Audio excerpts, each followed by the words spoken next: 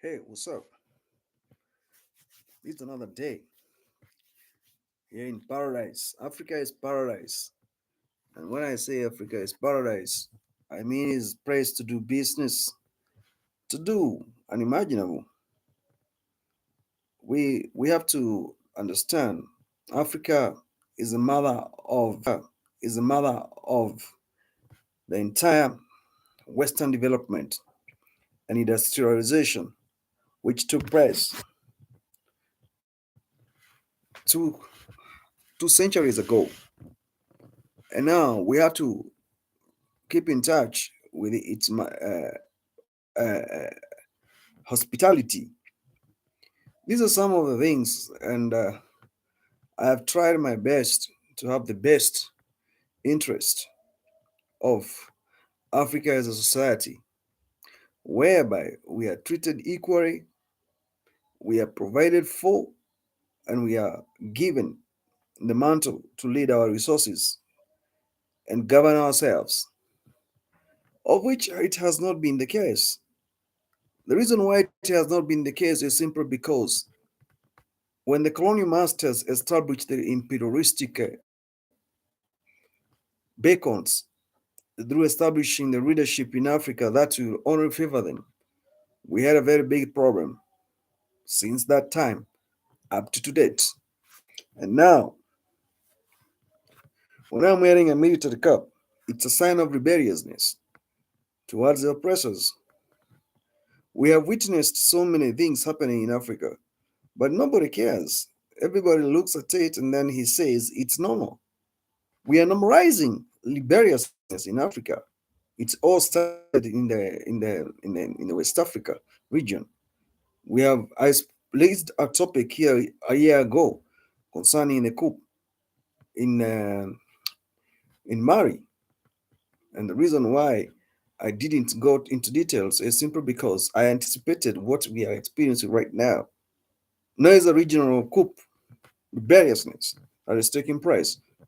Mali resisted the presence of the linguistic, especially the French language is the oppressor's main language. In Mali, they say no, we don't want it. They abolished it. It became null and void. They reduced it to nothing. It never became the only language they can use for as a medium of communication in Mali. And that thing caused a lot of controversies. And the outcome of that was French had to leave Mali. They removed their military bases. They handed over the coat of arms. They released the country to the indigenous. That was a sign of disbandment, dislocation from the colonial masters, and they really did it. We thought it was just a hearsay or it was just a joke. 2 years down the line, Burkina Faso came to be a victim of the same circumstance. Now that thing has established a coup in Burkina Faso of rejection of the colonial masters' implementations. Now, where we are heading to is worse because now we have a region called Niger. That country is rich in resources. Gold is there, uranium, cobalt. They have all these important and very crucial resources that are fueling the infrastructure of the West to be what it is. They failed to have a collateral agreement and be gradual with the owners of the resources. Now it's a setback to the French. Right now, as we speak, nobody can save the situation in Niger unless they sit down, they agree. Mohamed Bazoum was a Western established leader whom was entrusted by the West to manipulate the governance of the state and implement the agendas of the West. Now, he has been taken hostage by his very own bodyguards. When such a thing happens, you should think twice. ECOWAS, as an economic bloc of West Africa, through the recently leaked in president of Nigeria, Tinubu, they are threatening the Niger JUNITAs that they're going to come and reinstall or reinstate the previous president who was taken out of the power by the JUNITAs. But the main problem is the JUNITAs that took over, they are being supported by their people on the ground. And when they have such kind of massive population or grassroots support, who are willing even to go for military training and be given the arms to fight for their country, definitely there's nothing you can do as an economic bloc of the Western Legion. Even if you're being funded by the champions of the democracy in the world, who claims to be establishing legitimate regimes, and yet they have been masterminding the coup in a diplomatic way, definitely you will not win it. You cannot win it. Mark my words.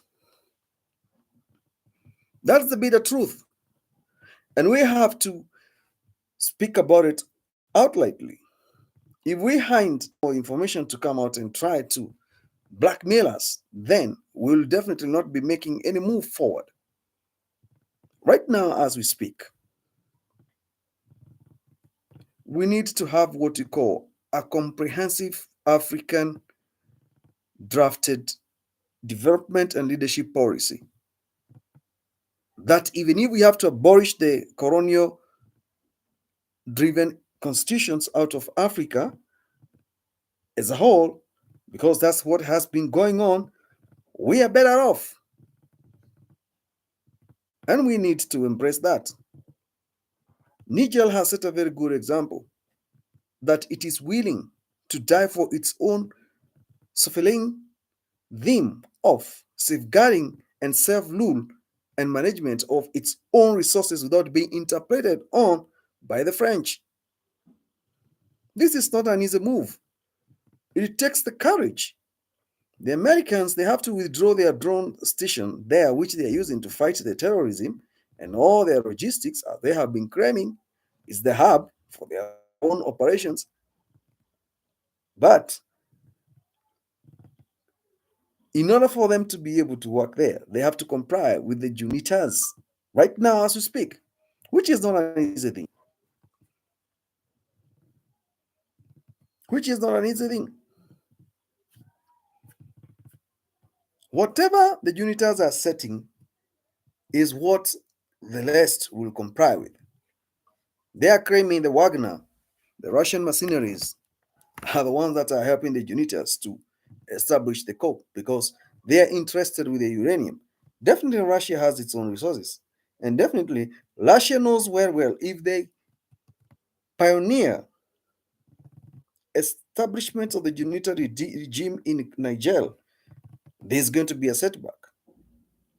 Secondly, it is very strategic in thinking simply because if inflation rises in Europe because France exports energy to some of the poor European countries with bilateral trading agreements, there they have done it through European Union policy and whatever. Inflation will rise in France. It will be orchestrated by the sabotage of the production and export of the uranium at a subsidy prices from Niger. Now Russia knows this very well. And remember before the Ukraine war, the leading investor in Russia economy was the French. They lost it. Now they thought they have stabilized. That is not it. They are now back to square one, drawing the measures again on how to approach the stabilization of their energy sector, which is going to be very much affected. Each and every French colony, the Francophone entities, there is no development other whatsoever in the West Africa. And when the country like Burkina Faso resisted and decided to dislocate French, they thought it was a joke. How come they are not able to hold on their Francophone colonies? What is going on? Something is cooking up here. And what is cooking up is not something that we can manipulate or say we are in denial. No. No matter how many African leaders will sit and try to negotiate the establishment of the Mohamed Bazoum regime, nobody will take a head, particularly the citizens of Niger themselves. They have said no. And you cannot force them to say yes. You will not impose. It will not work. The only option which is there is to sit down with the colonial masters, which is France, which is saying nobody should tamper with its interest in Niger. If the Francophone states are disbanded completely, France would surrender. It will have to exit and renegotiate the deals. Otherwise, it will fight a losing battle. It's not going to be fighting the Niger hypocritic entities that have entrenched themselves and backed up the coup plotters whom took over the regimes of the Francophone nations. Russia is going to benefit, obvious. They're not doing it for anything. They want to implement status quo and to be recognized in the global power agenda, which cannot be easy. One good thing is you cannot control a country that governs a block, economic block, with the influence of technology, particularly in manufacturing, assembling, human capital development, leading in medicine and research and space communication, and stability in petroleum and energy sector. This is creating impersonification, view, perception by the people who are cheating the leadership of the ECOWAS and telling them, definitely you are going to win, to reinstate the agendas of the Francophone. We are not there anymore. It's time to stand up as Africans, raise our voices higher, and we'll be heard. Those who don't want to listen to our problems, we will make them listen to our opinions and bow down to what we stand for. What we stand for. It's so disappointing to find that African Union, the toothless dog, cannot stand with Niger. It's implementing the agendas of the Western economies. That's the reason why you have to side with the West and our what they are trying to impose on us. Here are our grievances. You stand for your majority of us, whom we claim we want jail to stand to do when and how by the Western hypocrisy. This time is over. If they did not land Mali, and I stated previously what went on there, it started with the denial of consideration of using French as official language, colonial collateral agreement. To an extent, they were chased out with their military bases. The same thing is happening in Niger right now. It's happening right now in the Niger.